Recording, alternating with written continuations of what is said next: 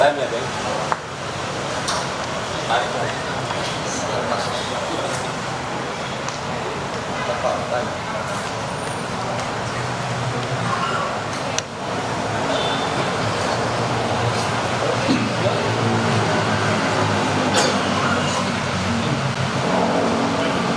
Saudara, Anda menyaksikan Breaking News Kompas TV terkait dengan penanganan perkara dugaan tindak pidana korupsi dalam pemberian kredit sejumlah bank, baik bank daerah dan bank pemerintah terhadap PT Sritek yang saat ini ditangani oleh Assalamualaikum Kejagung. warahmatullahi wabarakatuh. Selamat malam, salam sejahtera untuk kita sekalian. Salam, Om Swastiastu, Namo Buddhaya, salam kebajikan, salam bahagia, salam sehat dan rahayu untuk kita semua. Pak Direktur Penyidikan pada Jampitsus yang saya hormati, beserta para Kasubdit dan jajaran di Jampitsus, Kasubdit dan jajaran Puspenkum yang saya hormati, beserta yang teristimewa buat rekan-rekan media yang hadir pada kesempatan yang baik ini atas undangan kami.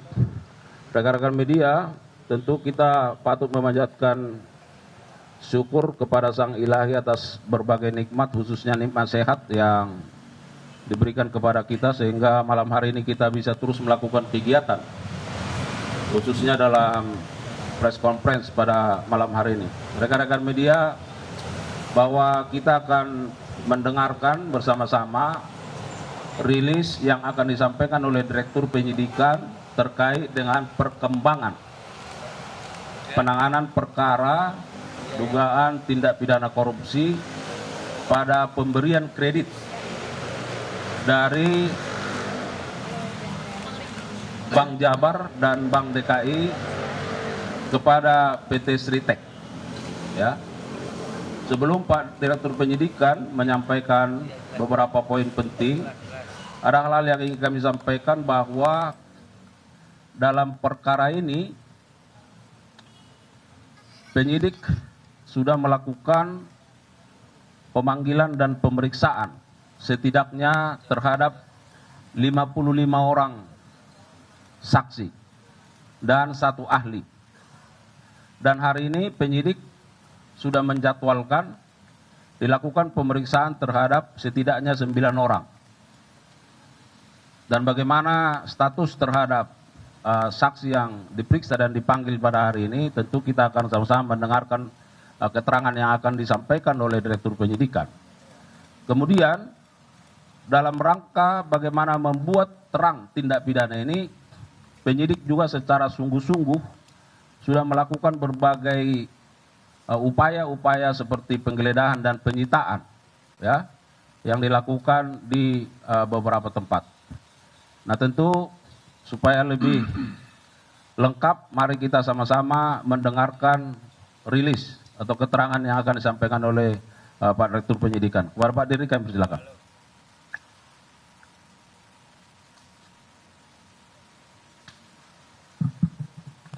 Assalamualaikum warahmatullahi wabarakatuh. Waalaikumsalam warahmatullahi wabarakatuh. Selamat malam, salam sejahtera bagi kita semua.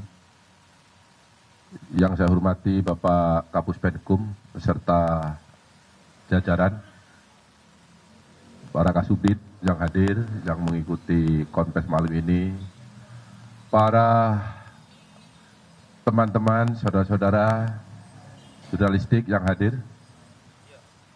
Pada malam hari ini saya akan menyampaikan perkembangan penyidikan perkara dugaan tindak pidana korupsi dalam pemberian kredit PT Bank Pembangunan Daerah Jawa Barat dan Banten, juga PT Bank DKI Jakarta kepada PT Sritek Rezeki Isman Tbk dan entitas anak usaha yang ada di bawahnya. Bahwa pada hari ini, hari Rabu, tanggal 21 Mei 2025, tim penyidik pada Jaksa Agung Muda Tindak Pidana Khusus Kejaksaan Republik Indonesia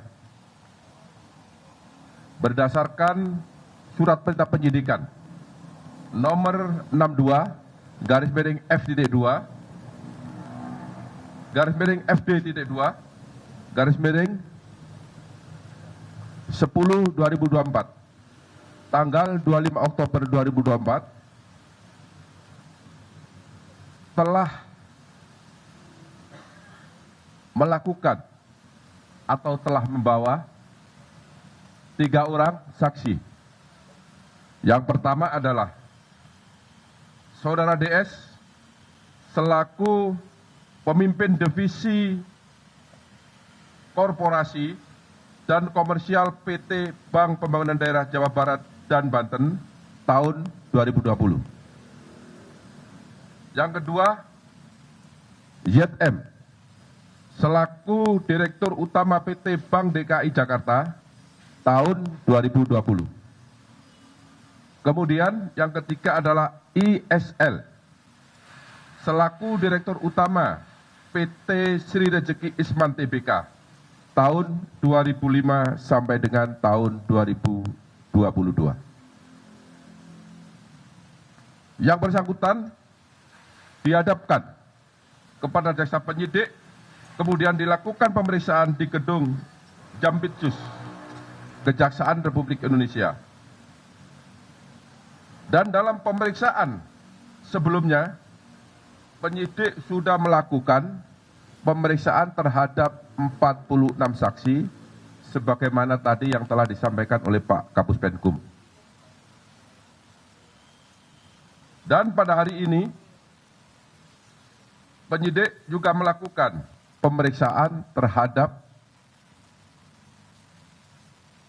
9 saksi. Kemudian juga beberapa saat yang lalu, penyidik juga telah melakukan pemeriksaan terhadap 1 orang ahli.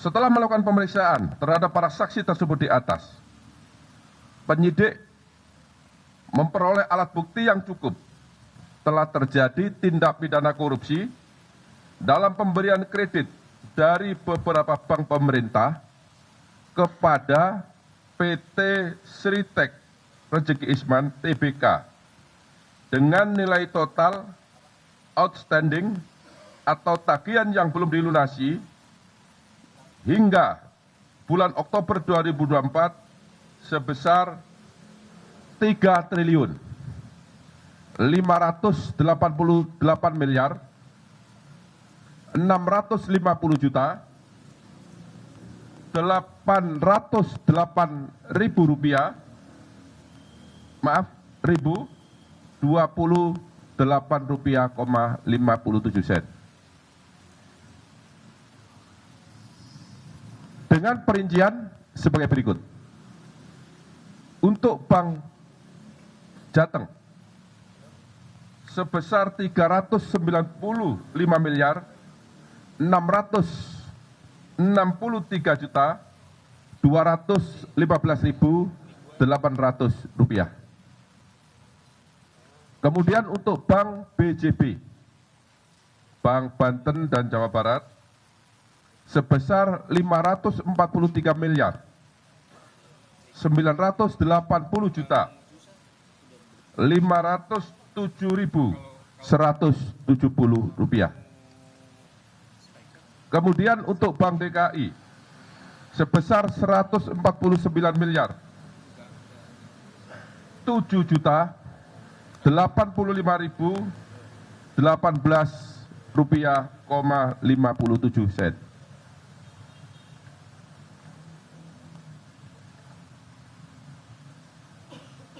Kemudian yang keempat, yaitu Bank Sindikasi yang terdiri dari Bank BNI, Bank BRI, dan LPEI.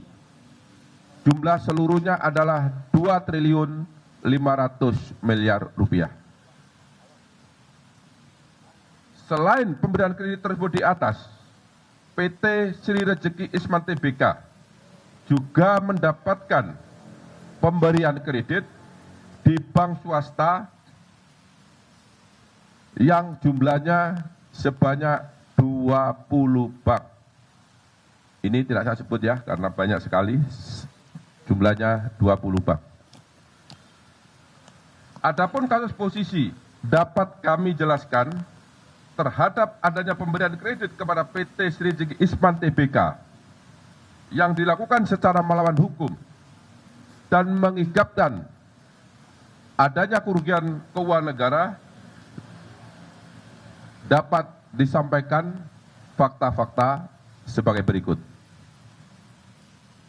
Bahwa PT Sri Rejeki Isman Tbk merupakan perseroan terbatas yang beroperasi dalam bidang industri tekstil dan produk tekstil dengan komposisi kepemilikan saham yaitu PT Handelston Indonesia sebesar 59,03% dan masyarakat karena sudah TBK sebesar 40,97%.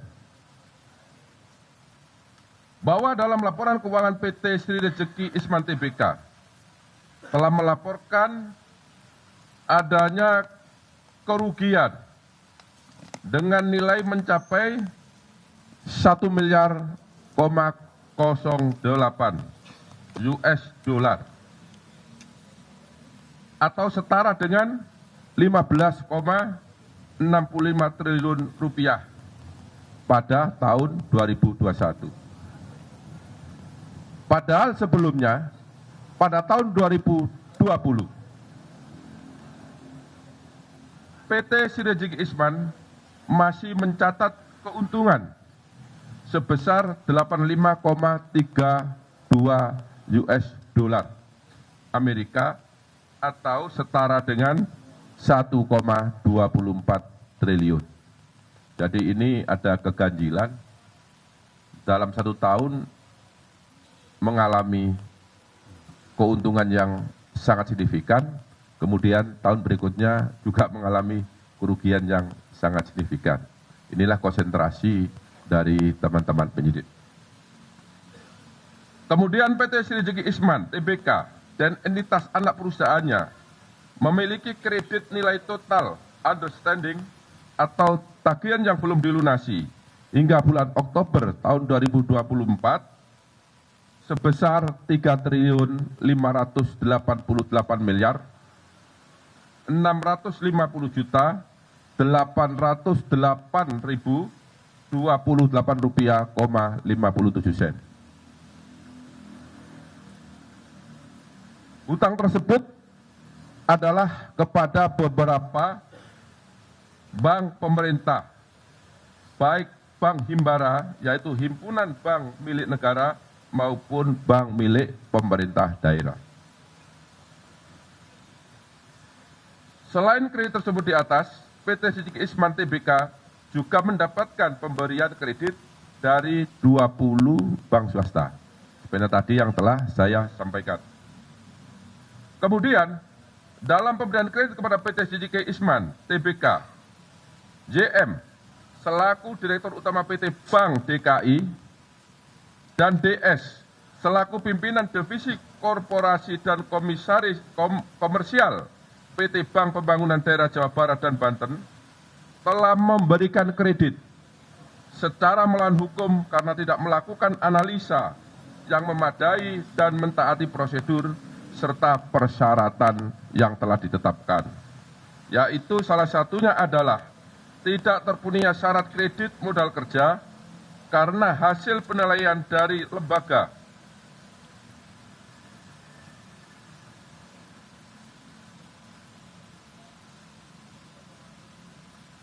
pemeringkat Fit and Modis disampaikan bahwa PT Sri Rejeki Isman Tbk hanya memperoleh predikat BB- atau memiliki risiko gagal bayar yang lebih tinggi. Padahal seharusnya pemberian kredit tanpa jaminan hanya dapat diberikan kepada perusahaan atau debitur yang memiliki peringkat A. Yang seharusnya dilakukan sebelum diberikan fasilitas kredit sehingga perbuatan tersebut bertentangan dengan ketentuan standar operasional prosedur bank serta Undang-Undang Republik Indonesia Nomor 10 Tahun 1998 tentang perbankan sekaligus penerapan prinsip kehati-hatian.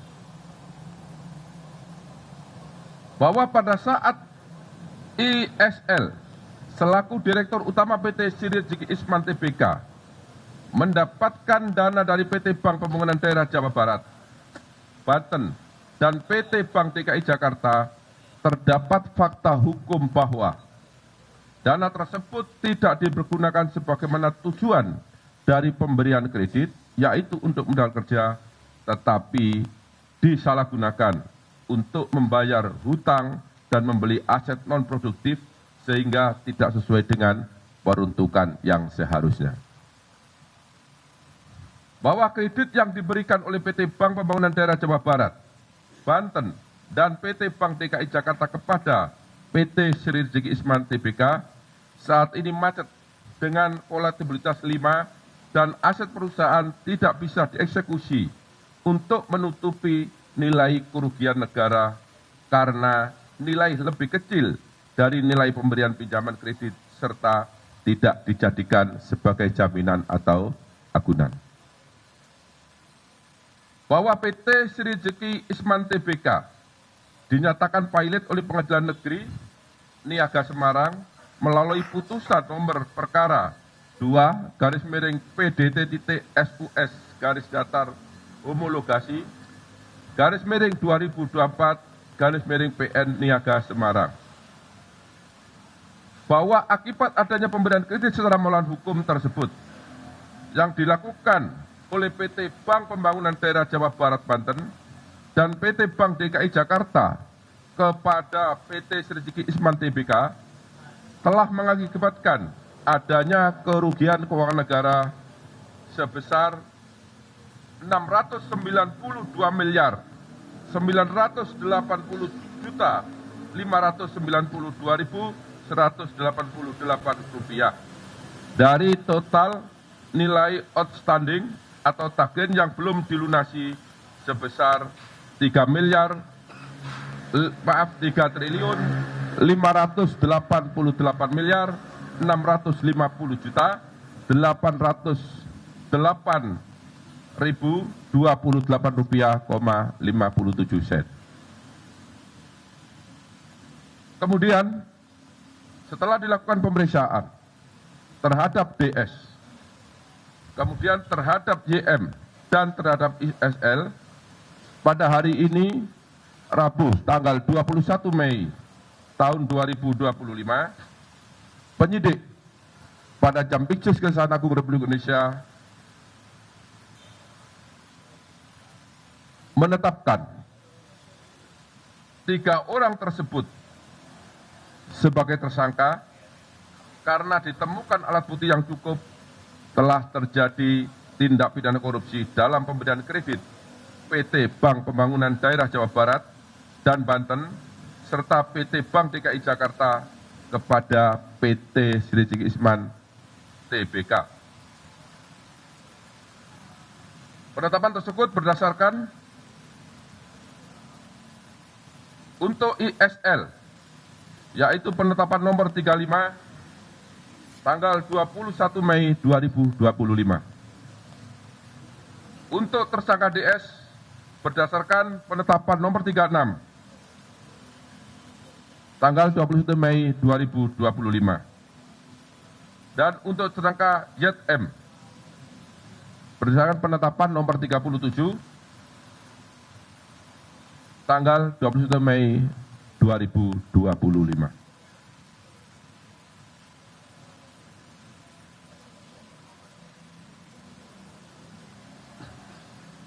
Terhadap tersangka DS, tersangka YM, dan tersangka ISL disangka telah melanggar pasal 2 ayat 1 atau pasal 3 junto pasal 18 Undang-Undang Nomor 31 Tahun 1999 tentang pemberantasan tindak pidana korupsi sebagaimana telah diubah dengan Undang-Undang Nomor 20 Tahun 2001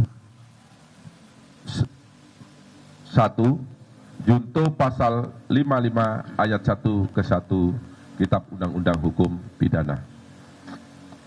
Terhadap 3 tersangka, mulai malam ini dilakukan penahanan untuk 20 hari ke depan. Untuk tersangka ISL dilakukan penahanan berdasarkan surat perintah nomor 32 tanggal 21 Mei 2025. Untuk tersangka DS berdasarkan surat perintah penahanan nomor 33 tanggal 21 Mei 2025, dan untuk tersangka ZM berdasarkan surat perintah penahanan nomor 34 tanggal 21 Mei tahun 2025.